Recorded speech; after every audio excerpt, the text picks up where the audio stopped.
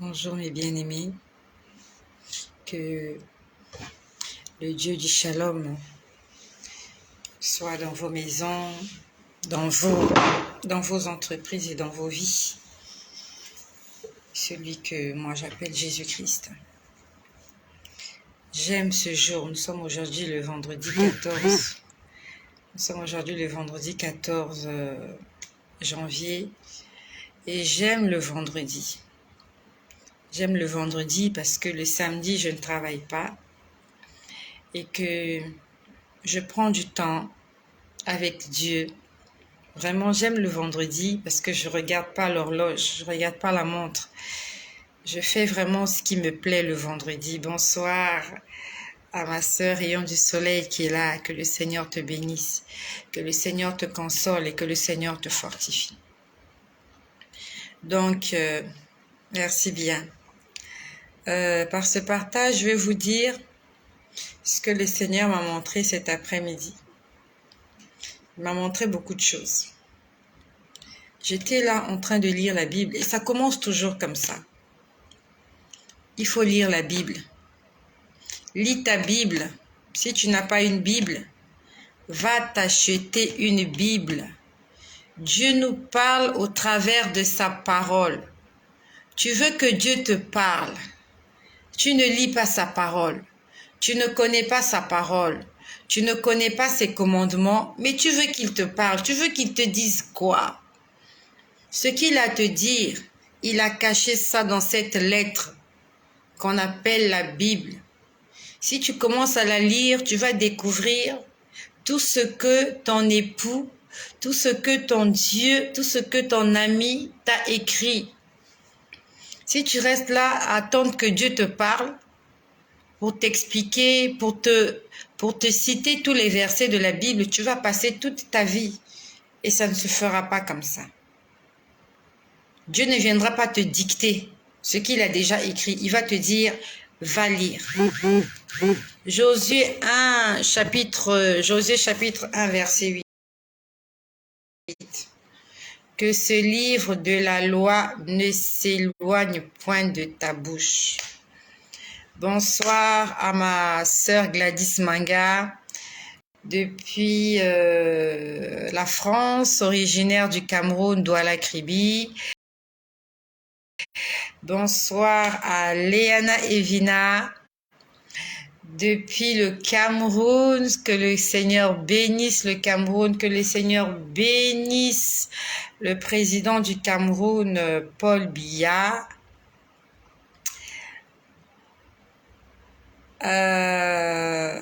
Qu'est-ce que je conseille, l'Ancien et le Nouveau Testament? En fait, je conseille tout. Tous ces livres nous aident. Mais pour quelqu'un qui vient de commencer sa vie avec le Christ, je lui demanderai de lire le Nouveau Testament, il est plus facile. Dans l'Ancien Testament, il faut qu'on vous explique certaines choses. En fait, l'Ancien Testament, c'est l'ombre des choses à venir. Dans l'Ancien Testament, vous avez le tabernacle, vous avez le service, vous avez les sacrificateurs, vous avez les lévites. Il faut vraiment qu'il y ait quelqu'un pour vous expliquer comment se passait le service dans le temple. Alors que dans le Nouveau Testament, il n'y a pas toutes ces choses. C'est tellement simple le Nouveau Testament. On prie le Notre Père, on chasse les démons au nom de Jésus, on jeûne, on lit la Bible. Alors que dans l'Ancien Testament, il y avait tout un rituel. Quand tu as péché, tu dois amener un animal pur, tu l'amènes vers le sacrificateur, tu poses tes mains dessus, le sacrificateur tue l'animal, il fait ceci. Vraiment, il y avait beaucoup de rituels dans l'Ancien Testament. Et si vous commencez par l'Ancien Testament sans être enseigné, vous allez vous embrouiller. Non seulement vous allez vous embrouiller, mais les gens peuvent vous tromper. Il y a des gens comme ça qui profitent de l'Ancien Testament pour induire les gens en erreur. Ils vont te dire, ben voilà, dans l'Ancien Testament, quand tu avais péché, il fallait amener un animal. Voilà, l'animal prenait la place de la personne qui avait péché. Donc toi, comme tu es malade, peut-être que tu as péché, donc amène une poule, amène une vache. Ça, c'est de la tromperie.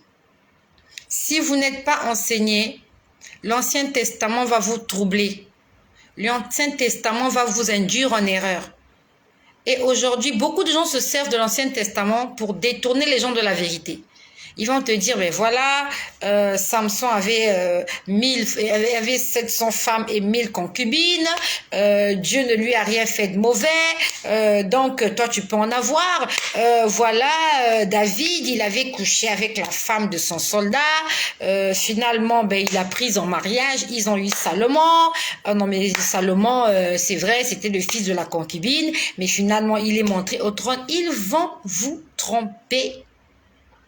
Donc, si tu veux lire l'Ancien Testament, tu dois être enseigné. Tu as besoin d'un coach pour t'expliquer les choses telles que Dieu veut que tu les comprennes. Sinon, tu peux te perdre. Si tu lis l'Ancien Testament, tu n'as pas le Saint-Esprit, tu vas te perdre. Alors que dans le Nouveau Testament, les choses sont tellement simples. Dieu nous parle d'amour. Dieu nous parle de pardon. Dieu nous parle de tempérance. Dieu nous parle de joie. Il nous parle de paix. Alors que dans l'Ancien Testament, on dit que une femme qui a commis l'adultère, un homme qui a commis l'adultère, il doit être lapidé. Dans l'Ancien Testament, quand tu as volé, c'est œil pour œil, dent pour dent. Tu as volé, on te coupe la main. Et il y a certaines religions qui ont gardé ces rites-là parce que ça les arrange. Ils préfèrent se venger et ils n'acceptent pas l'évangile de Jésus qui dit aimez-vous, pardonnez-vous. Et ils préfèrent t'as péché, tu dois mourir. Une femme adultère, on va la lapider. Un voleur, on lui coupe la main. Ainsi de suite, on lui tranche la tête. Ça crée quelque chose de pas bien dans certaines personnes. Donc je t'exhorte. L'Ancien Testament et le Nouveau Testament, oui.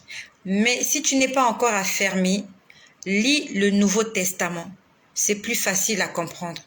Les choses sont simples, le français est facile. On parle d'amour, on parle de tolérance, on parle de Dieu. C'est tellement facile et limpide.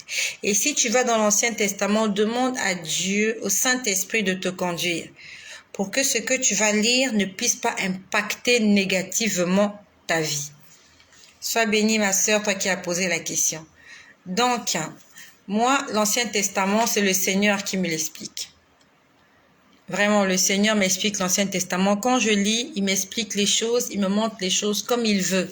C'est vrai qu'à l'église, je reçois l'enseignement, c'est vrai. Mais Dieu m'enseigne aussi beaucoup, moi-même personnellement. C'est parce que je prends du temps dans la lecture. Pas, on va te tromper. Tu as besoin de lire toi-même. Tu as besoin de lire pour qu'on ne te trompe pas. C'est très important. Donc, ma sœur, je t'exhorte, lis le Nouveau Testament, d'accord? Lis le Nouveau Testament, voilà. Donc, c'était juste une brève parenthèse. Donc, ce que je vais vous dire, le Seigneur me l'a dit cet après-midi. Et il me parle comme ça tout le temps. Et quand je vais finir cette vidéo, j'ai deux ou 5 choses, 2, 3, 4, 5 choses à faire. Je vais prendre ma Bible, je vais la lire. Je vais me mettre à genoux et je vais prier. Et avant cela, si je peux, je prendrai ma guitare pour chanter un peu. Le Seigneur aime l'adoration. Dieu aime quand on l'adore. Lorsque je me mets à adorer Dieu, je n'arrive pas à m'arrêter. Parce que j'ai l'impression que quand je commence à l'adorer, j'ai l'impression qu'on ouvre une vanne. Ça coule, ça coule. Il y a de l'inspiration. J'entends des chansons, j'entends des mélodies et ça ne s'arrête pas. Vraiment, ça ne s'arrête pas. C'est juste pour dire que Dieu siège au milieu de la louange de son peuple. Ma sœur, quand tu fais la vaisselle, chante. Quand tu fais la lessive, chante. Tu fais le ménage, chante. Tu fais le jardinage, chante. Tu n'as rien à faire, chante. Dieu aime quand on chante. Donc ce midi, j'avais fini de lire la Bible dans le livre de Genèse, lorsque Isaac, il se retrouve au pays de Sichem. Il a ses 12 filles et sa fille Dina. Sa fille est abusée par un jeune homme qui était tombé amoureux d'elle. C'était le fils du roi. Et les fils de Jacob sont allés tuer tous les mâles du pays. Quand on dit tous les mâles, tous les hommes. Et Jacob était forcé de quitter cette zone-là parce qu'il avait peur de la réprimande. Il sort de là, il va s'installer ailleurs avec ses femmes, ses enfants et tous ses biens. Et on nous dit qu'il est reparti à Mamré. Merci ma sœur Léana Evina. Ça fait longtemps que je t'ai vu en direct. Que le Seigneur te bénisse parce que tu peux entendre le direct aujourd'hui. D'habitude, tu es en différé. Merci. Donc, j'étais en train de lire cette histoire-là où il repart à Mamré, là où avait vécu Abraham, son grand-père, et Isaac, son père. Et leur richesse était tellement grande. Leur richesse était tellement grande de Ésaü et de Jacob. Ils avaient tellement de richesses. En fait, c'est-à-dire qu'ils étaient tellement riches qu'ils ne pouvaient pas vivre ensemble. Je l'ai lu tout à l'heure. Ésaü et Jacob étaient tellement riches. Ésaü et Jacob, ce sont les enfants de Isaac et de Rebecca. Isaac, c'est le fils de Abraham. C'est le petit frère de Ismaël. Donc, Jacob était béni. Ésaü était béni. En fait, quand on lit cette histoire, on en tire beaucoup de leçons. Au départ, Ésaü ne croyait pas à la bénédiction parce que son frère lui avait volé la bénédiction. Il croyait qu'il allait être un vaurien.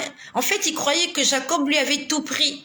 Même quand vous lisez l'histoire, lorsqu'il s'est rendu compte que Jacob est passé avant lui, il dit à son père, « Père, n'as-tu rien à me donner ?» Je n'ai pas ma Bible avec moi. On peut la lire. Son père lui dit, « J'ai tout donné à ton frère.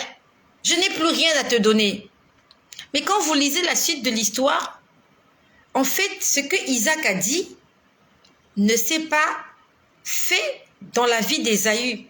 Quand vous lisez au départ, Isaac lui dit, « Je n'ai plus rien. Je n'ai plus rien à te donner. » Mais dans la suite des événements, on dit que Ésaü était un homme comblé. Il était riche, il avait des biens à tel point que Jacob et Ésaü ne pouvaient pas vivre ensemble parce qu'ils étaient trop riches. Leurs biens, ils avaient tellement de richesses qu'ils ne pouvaient pas vivre l'un à côté de l'autre. Quand on lit cette histoire, c'est juste pour te dire que ta bénédiction n'est pas dans la bouche d'un homme. Si un homme a parlé, a dit quelque chose, est-ce que c'est Dieu qui a dit ça? Ésaü était l'aîné. Il méritait la bénédiction de l'aîné. Son frère est venu voler. Il était conscient. Il a voulu tuer son frère. Et même quand il est parti vers son père, on dit qu'il était en colère. Il hurlait, il voulait tuer son frère. Son père lui a dit, « Je n'ai plus rien à te donner. » Quand on lit cette histoire, c'est pour te dire qu'un homme ne peut pas te rendre heureux. Isaac ne pouvait donner que ce qu'il avait. Et quand son fils est venu, son fils lui dit, « Mais je n'ai plus rien à te donner. » Mais Dieu avait réservé quelque chose à Ésaü. Même lorsqu'on lit l'histoire, lorsque Jacob quitte son beau-père, son oncle aussi, Laban. Lorsqu'il quitte Laban, Laban, c'est le père de Rachel et de Léa. C'est l'oncle de Jacob. C'est le frère de Rebecca. Lorsqu'il quitte Padam Aram, avec tout ce qui s'est passé avec Laban, il repart à Canaan. En route, il apprend que son frère est en train de venir avec 400 hommes. Il prend peur. Il panique. Et quand il rencontre Ésaü, en fait, il avait tellement fait des présents à Ésaü.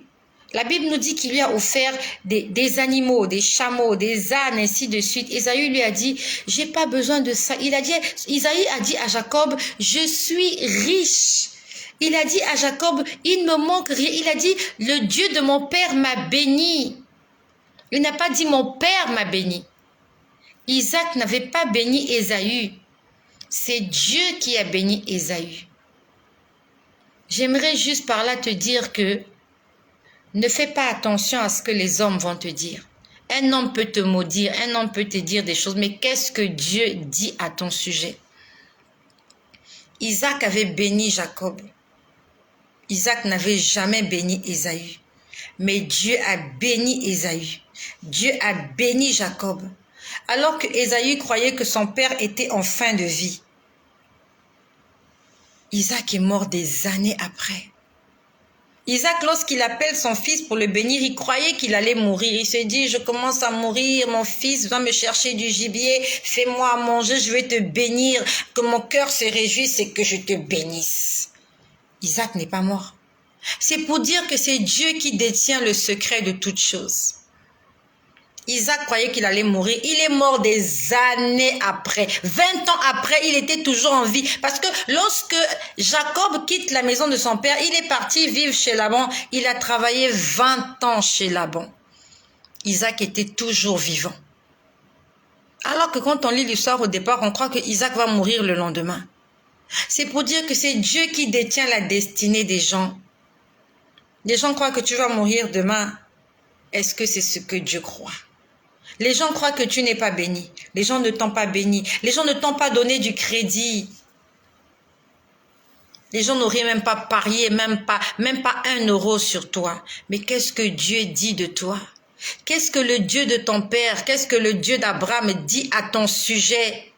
Même si Isaac, ton père, ne t'a pas béni, même si Jacob, ton frère, a volé ta bénédiction, même si les sorciers ont dit, même si les voleurs est passé par là, qu'est-ce que l'Éternel Dieu dit à ton sujet?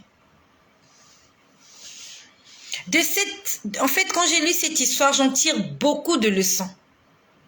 En conclusion, je peux dire, mon avenir est entre les mains du Seigneur. Ce n'est pas un homme de déterminer ce que je dois être aujourd'hui ou ce que je serai demain. Les hommes vont parler, ils vont continuer de parler, c'est tout ce qu'ils savent faire. Moi, je m'accroche à la bénédiction du Dieu d'Abraham. Et il a dit qu'il a pour moi des projets de bonheur. Dieu a béni Abraham. Il a dit à Abraham, je bénirai toute ta postérité. Et Ésaü était la postérité d'Abraham, était le descendant d'Abraham. Donc il n'y avait pas de raison qu'Ésaü ne soit pas béni. Même si son père physique, son père charnel, son père sanguin ne l'avait pas. La bénédiction, Ésaü avait déjà la sémence d'Abraham en lui. Et si tu es un descendant d'Abraham, d'un descendant spirituel d'Abraham, cette bénédiction-là t'accompagne, la bénédiction du Deutéronome 28. Reste tranquille, Dieu va étonner tes ennemis. Je suis pas là pour prêcher, c'était juste une leçon que j'ai tirée de ce passage-là. Ça fait longtemps que je lis Genèse. Depuis l'année dernière. Tous les jours, je lis une portion. J'essaie de la comprendre. Je demande à Dieu de me l'expliquer. Je ne lis plus la Bible rapide, vite, comme je faisais avant. J'ai lu la Bible déjà 3 fois, je crois. 3 fois de suite, j'ai lu la Bible comme ça. Là, je l'ai terminée de la Genèse à l'Apocalypse. Mais cette fois-ci, je me suis dit, je vais lire la Bible mollo. Cette fois-ci, j'ai pas envie de faire de la course avec qui que ce soit. J'ai envie de comprendre. J'ai envie que Dieu me parle au travers de chaque verset que je vais lire. C'était juste une parenthèse. Ton avenir est entre les mains du Seigneur. Ta bénédiction est entre les mains du Seigneur. Même si les hommes ont parlé, même s'ils ont dit. Pose-toi la question, qu'est-ce que ton Dieu a dit? Et si tu es un fils d'Abraham, ne t'inquiète pas. Tu quitteras cette terre riche et rassasiée de jours. Que cela, toi, t'en partage au nom de Jésus, toi qui es descendant d'Abraham. Donc, j'aimerais vous dire ce qu'il m'a dit ce midi. J'ai pas vu l'heure à laquelle j'ai commencé. J'ai pas envie de faire de longues vidéos. Pour les personnes qui ont des problèmes de connexion, voilà. Alors, avant que je ne vous dise ça, ce que je vous dis, le Seigneur vient de me le rappeler. C'était le dimanche. Le dimanche en soirée, j'ai entendu Jérusalem. Je l'ai entendu. Je remercie le Seigneur parce qu'il me rappelle toujours certaines choses. Le dimanche en soirée, nous sommes aujourd'hui vendredi. Le dimanche en soirée, j'ai entendu Jérusalem. Et par expérience, je sais que quand le Seigneur me parle de quelque chose, il veut que je prie pour cette chose. Donc, Dieu veut qu'on prie pour Jérusalem. Je ne sais pas ce qui va se passer à Jérusalem. Et quand on parle de Jérusalem, on parle d'Israël. Donc, le Seigneur veut que nous puissions prier pour Israël. J'aimerais t'inviter avec moi. Nous allons prier pour Israël. Je ne sais pas ce qui se passe en Israël. Moi, je ne vis pas en Israël. J'ai jamais été en Israël. Peut-être un jour j'irai, je n'en sais rien. Nous allons prier pour Israël. Tu vas m'aider à écrire. Seigneur, bénis Israël. Je vois que vous êtes nombreux là. S'il vous plaît, nous allons bénir Israël. Le Seigneur veut qu'on prie pour Israël. Je ne sais pas pourquoi. Je vois Elvis Gérard qui est là. Je vois Léana Evina. J'ai envie de voir vos commentaires. Que le Seigneur bénisse Israël. Merci mon frère Gérard. Je vous attends. J'ai assez de connexion. Je vous attends. Vous êtes nombreux. J'ai vu ma sœur Ayant du Soleil qui est là. J'ai vu Florence Nitutina. Merci Marcel de Leslie. Seigneur bénit Israël. Par la même occasion, quand Dieu bénit Israël, il bénit et Israël physique et Israël spirituel. Nous sommes Israël spirituel. Donc en fait, on est en train de demander la bénédiction de tous les enfants de Dieu, de toute la promesse de Jésus-Christ. Merci à Marcel de Leslie, merci à Gladys Manga, merci à Aristide Alapini, mon frère qui vit, je crois, aux États-Unis. Merci à Frédéric Sawadogo, Rayon du Soleil, j'ai pas vu ton commentaire. Que le Seigneur bénisse Israël. Alors, ça défile plus. Il y a encore qui là que j'ai pas vu? Gladys a écrit Rayon du Soleil, je ne sais pas si elle est toujours là. Que le Seigneur bénisse Israël. Parce que ce jour-là, j'ai entendu Jérusalem. Je ne sais pas ce qui se passe à Jérusalem. Moi, je ne suis pas venue raconter des choses que Dieu ne m'a pas dites. Moi, je ne dis que ce que je vois et ce que j'entends. Donc, Dieu veut que nous puissions prier pour Israël, plus précisément pour Jérusalem. Que Dieu bénisse Israël. Et par la même occasion, que Dieu bénisse aussi ta vie. Et que Dieu bénisse ton pays et le pays dans lequel actuellement. Ça s'est passé le dimanche. Et hier soir, je remercie le Seigneur parce qu'il me permet de retenir tout ça même sans avoir écrit. Hier soir, le Seigneur m'a demandé de prier pour Blaise Compaoré. Blaise Compaoré, c'est l'ancien chef d'État du Burkina Faso. Et j'ai beaucoup de frères burkinabés qui sont là. J'ai mon frère Martin, j'ai oublié son nom.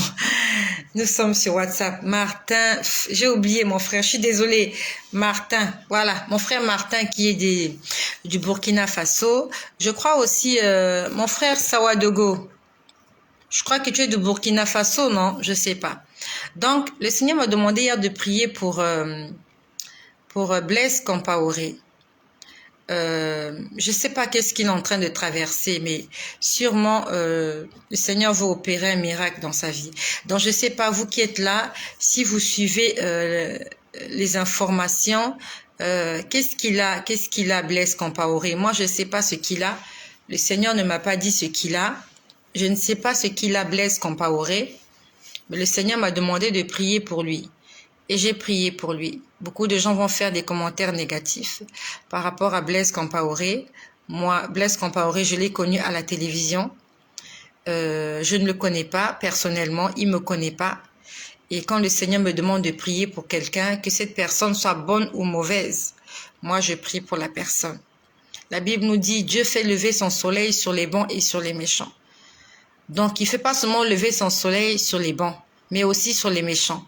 Pas parce qu'il valide ce que les méchants font, mais c'est parce qu'il veut que le méchant puisse se repentir. La Bible dit, Dieu ne veut pas la mort du pécheur, mais il veut que le pécheur puisse parvenir à la repentance. Donc, que le Seigneur Jésus-Christ se manifeste dans la vie de Monsieur Blaise Compaoré. Je sais pas qu'est-ce qu'il a, qu'est-ce qu'il vit, j'en sais rien, mais que le Seigneur intervienne en sa faveur. Donc ça, c'est ce de quoi je me rappelle. Donc ce midi, j'étais en prière, j'avais fini de lire cette histoire avec Jacob et Ésaü. J'ai fermé ma Bible et j'étais en train de prier. J'étais en train de prier. Je n'avais pas de sujet particulier parce qu'en fait, quand j'ai commencé à prier, j'ai commencé à entendre des chansons. En fait, j'ai compris que le Seigneur voulait que je l'adore. Il y a des moments comme ça, quand tu pries, c'est pas la peine de rester là. Seigneur, donne-moi ceci. Seigneur, regarde, on m'a insulté. Oh, on m'a giflé. Oh, Seigneur, regarde ce qu'ils m'ont fait. Il y a des moments où Dieu veut juste que tu l'adores. Adorer Dieu, c'est quoi? C'est dire ce que Dieu est pour toi. Dieu a des moments où il veut juste que tu l'adores. Ah, je vois quelqu'un qui écrit un putsch, je sais pas. Bon, ça défile plus, je sais pas, moi je suis pas au courant de ce qui se passe. Il y a eu un putsch au Burkina Faso, je sais pas, j'en sais rien du tout. Je vois beaucoup de commentaires qu'il a. Bon, je sais pas. Que le Seigneur bénisse le Burkina Faso. Que le Seigneur intervienne en faveur de tous les Burkinabés. Vraiment, j'ai vu Blaise Compaoré. Je connais pas le président actuel, moi je le connais pas. Je sais qu'il y a eu beaucoup de choses dans ce pays. Je connais pas comment ça s'appelle. Est-ce que Blaise vit un complot? Je sais pas qui est en train d'écrire. Parce que bon, il y a beaucoup de commentaires. Je sais vraiment pas. Blaise vit un complot. Je viens de lire là. Je sais pas qui a écrit ça. J'en sais rien du tout. Moi, je vis pas au Burkina Faso. Bon, je sais pas. Je sais pas qui a écrit. Ça défile plus. Donc, prions pour le Burkina Faso. Et prions pour l'Afrique tout entière. Donc, j'ai compris juste que le Seigneur voulait que je l'adore. Parce que à peine j'ai commencé à prier, j'entendais des chansons. J'entendais des chansons. Et j'ai commencé à prier par rapport à ces chansons. Mais c'était vraiment des chansons d'adoration. Quand je dis j'entendais des chansons, je peux les entendre avec mes oreilles. Ça se passe, je suis quelque part. En fait, donc là où je travaille, je disais, j'ai aménagé un petit endroit où je passe mes pauses. Je suis tranquillement là à cet endroit. C'est Elvis Gérard, le président. Bon, je suis en train de lire les écrits là, je sais pas qui écrit. C'est Elvis Gérard, le président. Je sais pas, moi je sais pas. Mais j'ai vu Blaise Compaoré et qui dit Blaise Compaoré, ben dit le Burkina Faso. Donc j'ai prié pour Blaise Compaoré. Et nous avons prié pour le Burkina Faso, que le Seigneur Jésus-Christ soit au contrôle dans ce pays, le Burkina Faso. Moi, je ne sais pas ce qui se passe là-bas. Donc, j'ai commencé à entendre l'adoration. Je l'entends avec mes oreilles. J'entends des mélodies. J'entends des gens chanter. Souvent, je vois ces gens, souvent, je ne les vois pas. Et ça m'arrive très souvent d'entendre des choses avec mes oreilles. J'étais là en train de chanter, d'écouter ces chants et d'en faire des adorations. Quand j'ai vu un endroit, il y avait beaucoup de boîtes d'archives. Alors, pour ceux qui ne travaillent pas, ils vont pas comprendre quand je parle de boîtes d'archives. Boîtes d'archives, ce sont ces boîtes-là, vous savez, dans les entreprises. Quand vous n'avez plus besoin de garder vos documents dans vos classeurs ou dans vos armoires, vous les mettez dans une boîte ou dans un carton et vous allez les stocker quelque part dans un dépôt, soit dans un dépôt ou dans une salle d'archives.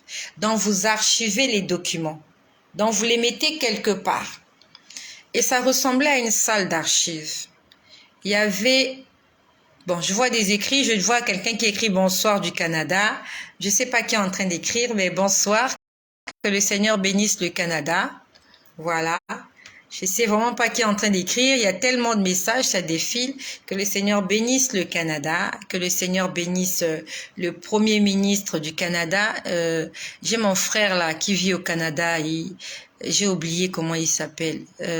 J'ai oublié. J'ai oublié. Donc voilà. Donc je vois une salle d'archives. À l'intérieur, il y avait beaucoup de boîtes d'archives. Beaucoup, il y en avait beaucoup suspendues les unes sur les autres. Les boîtes d'archives, elles étaient pleines dans cette salle-là. Quand j'ai vu cette salle, je me pose la question, mais c'est quoi cette salle avec des boîtes d'archives? Et quand on parle de boîtes d'archives, ça veut dire qu'il y a des documents à l'intérieur qu'on a archivés, dans des vieux documents qu'on a gardés. On les a gardés au cas où. C'est à ça que sert l'archivage. On prend des documents importants et on les garde. Si l'occasion se présente de les consulter, on les consulte. Et pour les documents qui ne sont pas importants, on les passe à la broyeuse, on les détruit. C'est comme ça que ça se passe pour l'archivage. Et je sais de quoi je parle parce que je suis du métier. Donc, je vois une grande salle d'archives. Et quand je vois cette grande salle d'archives, je me mets à réfléchir. Je dis, le Seigneur veut me dire quelque chose au travers de cette image qu'il me montre. Pendant que je vois cette salle d'archives en train de réfléchir, de me poser la question de savoir le message que Dieu veut me donner, je crois qu'ils étaient 2 anges. Je vois 2 anges. Ils étaient devant, je sais pas comment je peux appeler ça, un four. Hein. Ça ressemblait à un four artisanal. Ils étaient devant un four, four, F-O-U-R. Ah, je suis ton frère béninois qui vit. Honnêtement, je n'arrive pas à lire les messages parce que ça défile plus. Honnêtement, je n'arrive plus à lire les messages parce que quand je finis la vidéo, quand je sors de la vidéo, je ne lis plus vos messages parce que vraiment, je passe à autre chose. Vraiment, là, ça défile plus. Ça défile plus. Je sais pas. Je sais pas qui est en train d'écrire. Je sais pas. Je suis désolée pour la personne qui est en train d'écrire. Je sais pas. Peut-être c'est le frère Sawadogo qui écrit pour me dire que c'est vous qui êtes Béquette béninois. Aristide. Je sais. Ça défile. Aristide, oui, Aristide, c'est mon frère béninois qui vit au Québec. D'accord, c'est toi que je pensais tout à l'heure quand je parlais du Canada. C'est vrai. Aristide Alapini, c'est mon frère béninois qui vit au Canada et qui m'a dit la dernière fois qu'ils ont un premier ministre. Voilà. Alors, donc je disais, je vois cette salle d'archives et je me pose la question de savoir ce qui se passe. Je vois 2 anges devant un four. Ça ressemblait à un four traditionnel. Quand je dis un four traditionnel, vous voyez les anciens fours là, où il y a un clapet, où il y a une ouverture, on met du feu, on met du charbon, voilà, ça chauffe, et on met soit des gâteaux ou je sais pas, des galettes pour les cuire. Ça ressemblait à ça, et je pouvais voir le feu à l'intérieur. Et je vois ces 2 anges-là. Ils sont en train de prendre des papiers. Donc, il y a un ange qui prend un papier, il le donne à l'ange qui est devant le four, et l'ange prend le papier, il le met dans le four. En fait, ils étaient en train de brûler des papiers. Au départ, j'ai vu la salle d'archives. Après, je voyais qu'ils brûlaient des papiers one by one, un à un. Donc, il y a un ange qui prend un papier quelque part, je crois qu'il prenait dans la salle d'archives. Donc, il y avait des documents qui étaient archivés, stockés quelque part. Ces documents-là, je ne sais pas exactement quels sont ces documents-là, mais je sais que ces documents-là, ça concerne des êtres humains. Parce que quand on parle de Dieu, l'intérêt de Dieu, c'est l'être humain. Dieu a braqué ses regards sur l'homme. Dieu a tout son intérêt sur l'être humain. Et donc, les boîtes d'archives et ce qu'il y avait à l'intérieur, ça concernait des vies, des personnes. Ce qui était écrit dessus, je ne sais pas. Je n'ai pas vu les écrits, j'ai juste vu des boîtes d'archives. Donc un ange prend le papier, il donne à un autre ange qui était devant le four et cet ange-là prend le papier, il le met au feu. Quand je voyais la scène, je peux le voir comme sur un écran. On appelle ça une vision. Je suis là assise quelque part, mais je suis en train de voir autre chose que ce qui est autour de moi. Ça s'appelle une vision et ça m'arrive très, très, très souvent. Souvent, je comprends, souvent, je ne comprends pas. Et quand je ne comprends pas, après, le Seigneur me l'explique. Vraiment, il le fait comme il veut, quand il veut. Donc, quand je vois la scène, je me pose la question, mais pourquoi il y a tout ça? Pourquoi il y a tout ça? J'entends une voix qui me dit, il n'y a aucune condamnation pour ceux qui sont en Jésus-Christ.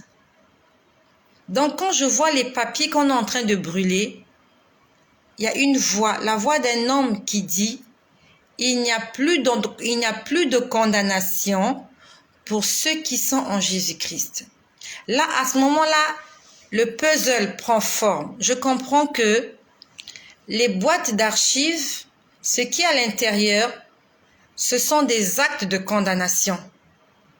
La Bible nous dit que l'acte dans les ordonnances nous condamnait, Jésus-Christ a détruit cela. Il n'a pas déchiré, il n'a pas froissé, mais il a mis ça au feu. Parce que s'il avait déchiré, serait été possible d'aller prendre, de recoller les morceaux et de reconstituer.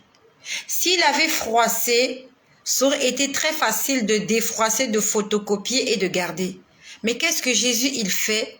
Il prend tous les actes, toutes les ordonnances qui nous condamnaient et il les met au feu. En fait, il les brûle, ça disparaît. Il a effacé, il a tout oublié. Donc, je voyais deux anges en train de faire ce travail. Un prend le papier, il donne à l'autre. L'autre prend, il met au feu. One by one. Je ne sais pas combien de temps ils vont prendre pour faire ça. Je ne sais pas depuis combien de temps ils le font. Mais ça concerne toutes les personnes qui sont en Jésus-Christ. On dit que il n'y a plus de condamnation pour ceux qui sont en Jésus. Est-ce que tu es en Jésus? Est-ce que tu as accepté Jésus? Est-ce que tu t'es repenti? Est-ce que tu t'es confessé? Est-ce que tu l'as invité de prendre le règne, les commandes, le guidon de ta vie? Si tu l'as accepté, alors tous les actes qui te condamnaient, tout ce que tu as fait avant que tu te confesses, le Seigneur t'a pardonné. Il l'a déchiré. Non seulement il a déchiré, mais il a brûlé. Ça veut dire que pour lui, ce péché n'existe plus. Même si, comme moi, de temps en temps, tu as des remords. Tu te dis, ah, en telle année, voilà ce que j'avais fait. J'aurais pas dû faire ça. Ah, mais j'aurais pas dû. Dieu, en fait, il a tout oublié. Dieu a tout oublié. Quel que soit le péché que tu as fait, si comme moi tu as commis des meurtres, nous sommes nombreux là, nous avons commis des meurtres, que ce soit directement ou indirectement. Le fait de faire une IVG, c'est un meurtre. IVG, interruption volontaire de grossesse. En termes vulgaires, curettage. En termes vulgaires, avortement. Ça s'appelle meurtre. Si comme moi tu as commis des meurtres, aujourd'hui, tu ne cesses de demander pardon. Tu demandes pardon aujourd'hui. Tu te rends compte que tu as mal demandé. Demain, tu reviens, tu demandes pardon. Le jour où tu as demandé pardon pour la première fois, Dieu, il t'avait déjà pardonné. Parce que l'acte dans les ordonnances te condamnait, il avait déjà mis ça au feu. Et il est en train de continuer à mettre au feu. Parce que j'ai vu ça ce midi. On était en train de prendre des papiers, on les brûlait. On prenait, on les brûlait. C'est pour dire, ils ne sont plus condamnés. On va plus leur... Quand tu as péché, s'il y a un papier qui a été marqué où tu as fait le péché, Dieu, il prend ce papier-là. Quand tu demandes pardon, il prend ce papier, il le met au feu. Et ce sont les anges qui étaient en train de faire ce travail. C'est la première fois que j'ai vu ça. C'est la première fois. Généralement, je vois les anges traiter des dossiers, ils traitent des papiers. C'est la première fois que je vois des anges en train de brûler des papiers. Mais la salle d'archives, elle était pleine. Elle était pleine de documents. Des documents dans les boîtes d'archives. C'était superposé jusqu'au plafond. Ça veut dire qu'il y a des gens qui ne se sont pas encore confessés. Est-ce que tu ne t'es jamais confessé, toi qui m'écoutes? Est-ce que tu t'es jamais repenti? Est-ce que tu n'as jamais demandé pardon à Jésus pour tes péchés? Parce que si le Seigneur m'a montré cette salle d'archives, c'est pour me dire qu'il y a des gens qui doivent demander pardon pour que les anges là, qui ont la mission de détruire ces actes de condamnation, continuent à travailler. Quand tu demandes pardon, ils détruisent le document qui te condamne pour que Satan n'ait plus rien à te condamner, que Satan n'ait rien contre toi, que le diable n'ait rien à te reprocher. Est-ce que tu t'es déjà confessé? Et quand je parle de confession, c'est une confession sincère. Dans le livre, je crois que c'est le Proverbe 20. Dans le livre de Proverbes, il est écrit, je crois que c'est Proverbe 28, si je ne me trompe pas. Celui qui cache ses transgressions ne réussit pas. Celui qui cache ses péchés ne progresse pas. Cacher ses péchés, c'est quoi? Tu sais que ce que tu fais, c'est mauvais, mais tu mets jamais ça sur la table. Tu as pris, tu en fais ton chouchou, ton doudou, ça t'appartient, c'est ton histoire. Est-ce qu'il y a encore quelque chose comme ça dans ta vie que tu n'arrives pas à mettre sur la table? Tu n'arrives pas à dire au Seigneur, Seigneur, regarde, ce péché-là, je n'arrive pas à m'en débarrasser. Ça, ce n'est plus caché. Là, maintenant, tu exposes. Tu dis à Dieu, il y a tel problème, je t'en prie, aide-moi à le résoudre. Mais c'est pas, tu essayes de toi-même de trouver des solutions, de te battre, ça ne marchera pas. La Bible nous dit sans le Saint-Esprit, on ne peut rien faire. Tu as besoin de mettre ça sur la table. Si le Seigneur me l'a montré, c'est pour que nous puissions faire l'introspective et la rétrospective de notre vie. Tu regardes au fond de toi. Est-ce qu'il y a quelque chose que tu continues de faire dans le secret? Tu n'as jamais demandé d'aide. Tu n'en as parlé à personne, mais tu sais que cette chose-là est enfouie en toi. Et tu sais que Dieu n'aime pas ça, mais tu n'arrives pas à t'en débarrasser. Je ne sais pas, est-ce que c'est la masturbation? Est-ce que c'est la pornographie? Est-ce que c'est la convoitise? Est-ce que c'est la haine? Est-ce que ce sont les murmures? Est-ce que ce sont les critiques? Quel est ce péché que tu n'arrives pas à abandonner? Est-ce que c'est la colère? Et Dieu te dit aujourd'hui, mets-le sur la table. Proverbe 28, celui qui cache ses transgressions ne progresse pas, mais celui qui les avoue. Avouer, ça veut dire je reconnais, mea culpa.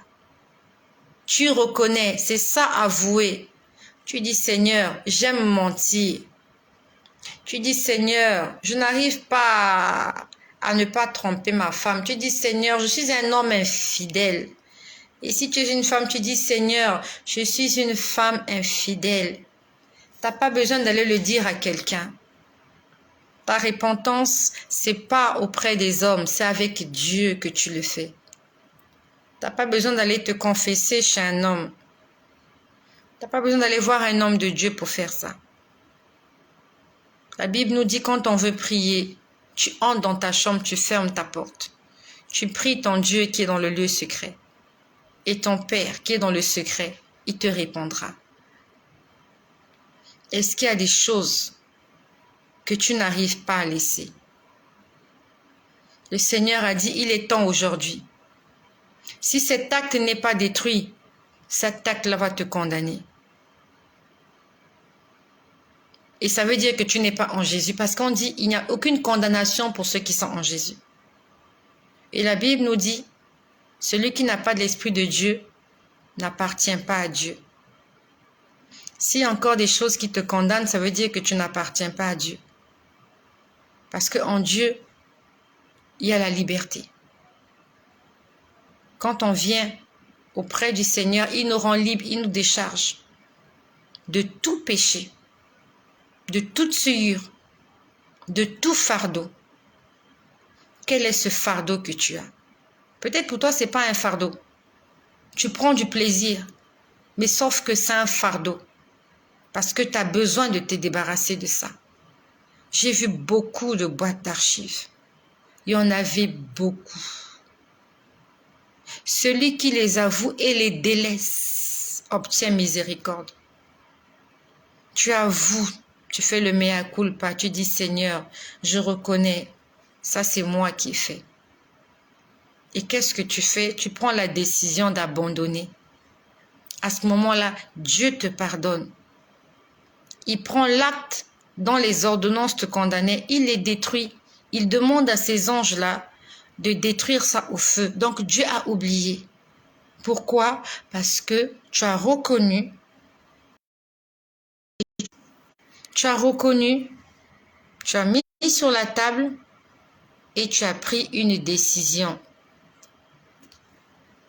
Tu dois suivre les 3 étapes. Si tu manques une étape, ça ne marche pas. Celui qui cache ne progresse pas, mais celui qui les avoue et les délaisse. Tu reconnais, Seigneur, j'ai péché contre toi.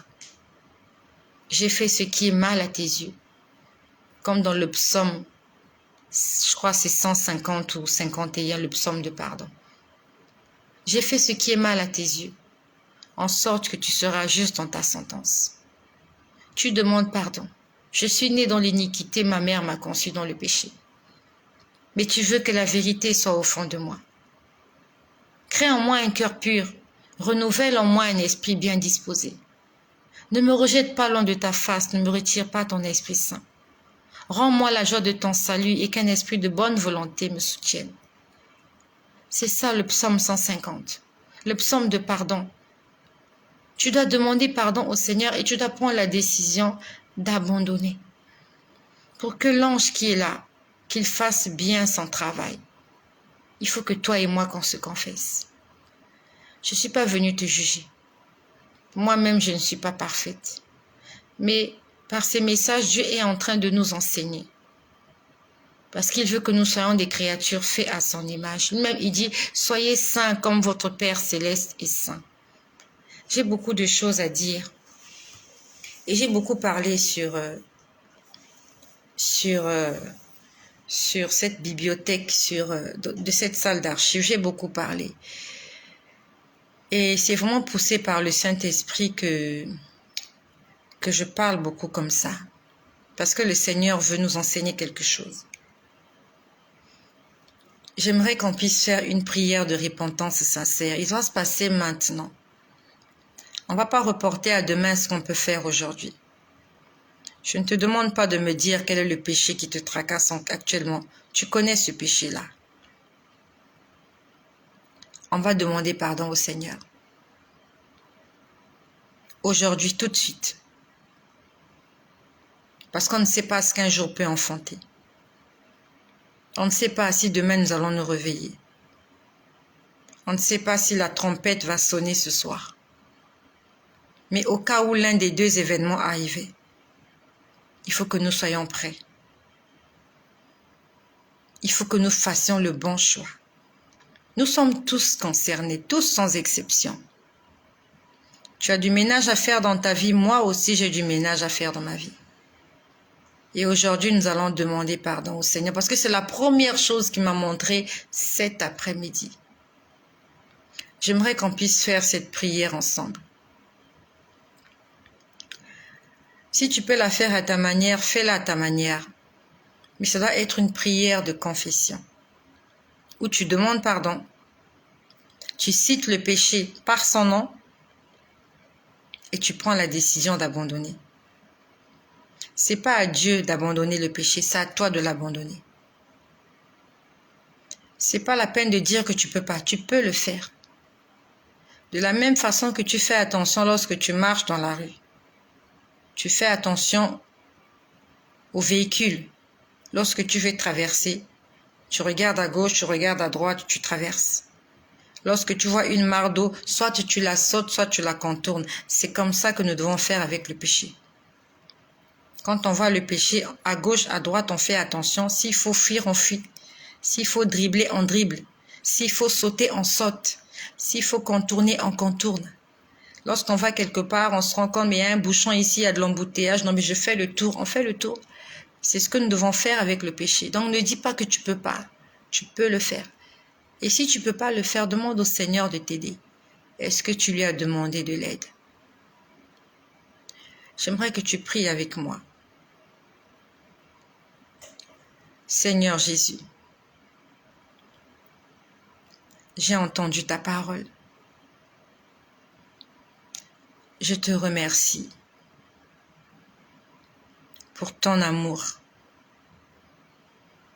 pour ta bonté et pour ta grâce, Dieu, et que tu as donné ta vie à la croix pour sauver mon âme. Je te demande pardon pour toutes mes fautes, pour ma désobéissance, pour mes transgressions. Et je prie que tu effaces toute iniquité dans ma vie. Une fois de plus, je te reçois et je t'invite dans mon cœur. Sois mon Seigneur, sois mon Sauveur, sois mon Dieu. Détruis toute ordonnance qui me condamne dans les lieux célestes. Purifie-moi, sanctifie-moi, lave-moi, guide-moi, enseigne-moi, parle-moi, révèle-toi à moi.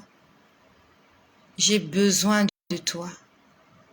Sans toi, je ne peux rien faire. Tu es mon tout. Écris mon nom dans le livre de vie